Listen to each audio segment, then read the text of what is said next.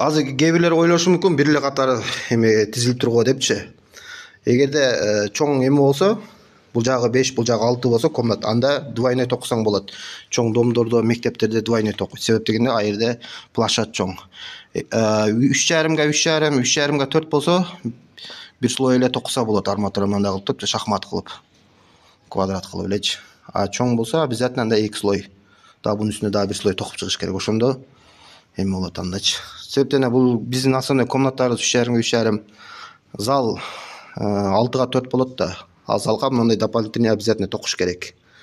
Эмеге башынан, наркы башынан дополнительныйчы.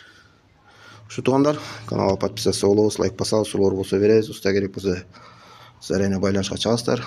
Февралдын 20-сында, июлдун 20-сына чейин дата толгон. Июлдун 20-сына чейин заказдарыбыз бар. Эгерде биздин иш көңүлгө жакса, июлдун 20-сына жазылсаңыздар болот. Акчасына келсе, квадратын 2000 сомдон коебуз. Эме монолиттин, ригелдин, эгерде бир этаж болсо, подвал болсо, а 2 этаждын үстүндө ал кымбатыраак болот, 500 сомчу, 2,5 сомдон болот. 3-чү этаж үйгө болсо, ригел же болсо монолит, колонна, анда 2,5 болот. Бетономешалка, леса, тиги могу эме опалубка өзүмөн болот. Сиздер только стройматериал алып бересиздер, тамак бересиздер. Тамак бергенге убакыт же желание жок болсо, акчасын берип кое бересиздер, өзүбүз алып жей беребиз. Бул жерге люк, бул жерге 85ке 90 болду.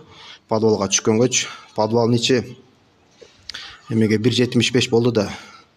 Ошого эмеге адам түшүп чыккангачы, нары опалубкабызды да алганга.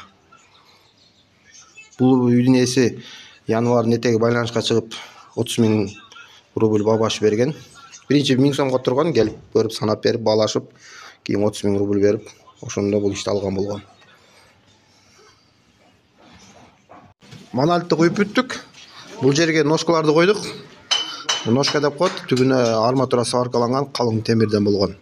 Себеп дегенде бул жактан түшкөн эме тепкич келип туруп буга башталгыч суга сваркаланат, анан стойка болгон жерлерге он жерге дагы койдук ножка. Бул жака дагы.